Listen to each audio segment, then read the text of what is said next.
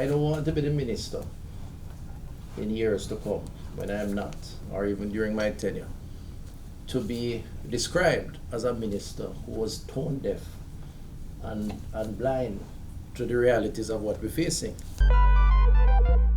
How close is Jamaica to implementing health taxes on items like tobacco, alcohol, and sugary drinks as a means of funding universal health? So those taxes are already in place. So if you ask me if we're going to increase them. Yes. You know, the government to date has not chosen that path because of it's sugary drink and not sugary drink, but tobacco, alcohol. Sin taxes. We have not chosen that path to date. I think we exist in a fluid environment. You would have seen some colleagues in the region introduced a sugar tax, for example. The approach to consumption that are likely to have long-term effects, particularly on our children, sugary drink being one such because of the prominence of that product in the schools, is being tackled on several fronts. So for starters, we have a policy that reduces the sugar content, which has taken some of the excess sugary drink out of the school system. Over time, there are other things we're pursuing that hopefully will be an important measure, like front of package labeling, which, as you know, has been a discussion point, so consumers can be more informed. As it relates to taxation, it is something that the government would have to consider at the level of cabinet, and I prefer not to comment and give my personal opinion on it. But as I said, has it come up for consideration, especially the sugar tax, or? Well, there are some who think that it should be an option In cabinet?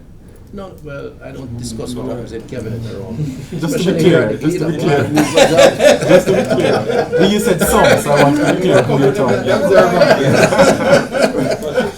No, but there are countries that have pursued and this is nudging people away from consuming certain things versus consuming others. And these are examples that one should look at. I mean, Mexico, for example, has gone the route of a tax. The UK has allowed for a tax beyond a certain level of sugar. I think these are options that could be considered, but they are not the only options. And every country has to contextualize how they pursue policy to suit their particular circumstances. There are some of us, and I believe in this room, who feel that the country is already overtaxed, and we should be looking at reducing taxes. But so the alternative may be to look at other ways to doing it. But I think it's an option, and it's an option that could be considered over time. By your technocrats? Could be considered over time. But you want to go more? Yes, Minister. Well, you sure you don't want a seat at that side? I think we're all out. I could join them still. No, we're good. I mean, the legislation for the Parliament as it relates to tobacco. And I know your views on alcohol as such as well. Alcohol abuse, by the way. Yeah, man. Because I drink alcohol. That's all right, I know. All right. With the potential, and I'm just saying potential now, for reduction in taxes coming from tobacco because of what this bill is proposing, what countermeasures in terms of financing for the NHF, and I'm sure Dr. King will have to look at that as well, has to be looked at or will be looked at, because your question was about tobacco and alcohol taxation. And that immediately jumped to mind that certainly we're going to have a reduction based on what is happening out of this bill that is before the Parliament, the Joint Select Committee. So they are going to have the measures to look at to recoup some of that loss. In fact, even expand, because as Minister said earlier on the NHF in terms of 130%, 40% in terms of the demand, you know. So I'm sure, Prof, you're going to have a lot of... The only thing I'd say to that, and let me be quick, is that we can't, it would not be wise of us as leaders, I'm sure you don't subscribe to the principle, that we can't adjust for a greater good, because it will have some impact in terms of the reduction. So I don't start from the premise of saying we're likely to lose some of the taxes. In fact, that's an argument that the tobacco company advances. I think No, whether they in an do or effort, not, in an effort to preserve their freedom of promotion and so on. Our view is that the net effect of reduction of consumption may be some level of reduction of revenues, but it may also mean significant, or likely to mean significant reduction of disease, and by extension the cost to support the disease. I would prefer to side with the latter, as I think any health minister would, but to the extent that But there's a gap, you you know. need, well, we're not sure, well, maybe in the short term. No, I meant in terms of the benefits that you'd get with a reduction in cigarette smoking. Yeah, and I'm saying in the short term that may be the case, because if you stop tomorrow morning, you're not going to see the likely impact in behavior over the short term. But in the long term, which is what we're playing for, I think it makes sense. In the interim, this is part of the mandate of the committee. What demand or what supply considerations can be applied to trying to nudge or dent the almost unbridled increase in the cost of health? Because at this rate, we're galloping towards a precipice.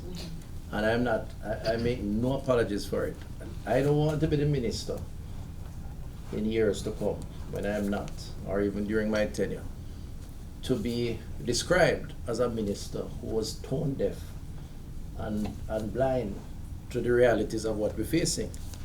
And even if it means upsetting the status quo a little bit, I have to project and look ahead.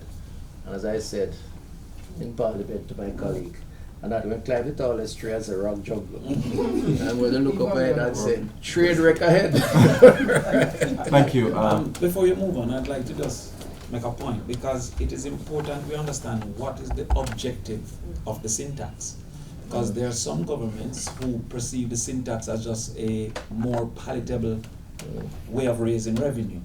And by extension, it must be concerned if it causes for demand to fall too greatly. There are others, or another school of thought, let me not say governments, is that the sin tax is to deter the action. Consumption, yeah. Right, and by extension, the higher the tax is the more likely it deter. If government and the practice has been tax the rum, less people can quarrel or will quarrel. Tax the thing less, but the intent is to raise the revenue. So if that is the intent, then the price can't be too high, as Dr. King will tell you, for consumption to continue. If the intent, as Dr. Tufton is saying, is his intent is to deter the consumption, then you don't have that equal reservation of what the amount should be. So because in the main, it is the revenue center, maybe because the country poor, all these other things, but I have seen many a conversation of the tax on the alcohol is more because people can't quarrel, more so than to make a stop. The tax on the speeding has had a great revenue contribution, and recently when we couldn't tax the tickets as we were, the ticket rates couldn't go up, we were seeing revenue falls that we had to hurry up to go to Parliament to correct the revenue falls. Not that we were going to Parliament to reduce the speeding, but the revenue falls had to be corrected. So if it is that the school of thought that it is unquestionable revenue generation for government wins, then we will not see the tax being used for deterrence to the level that would make this conversation be impacted, meaning health conversation be sufficiently impacted.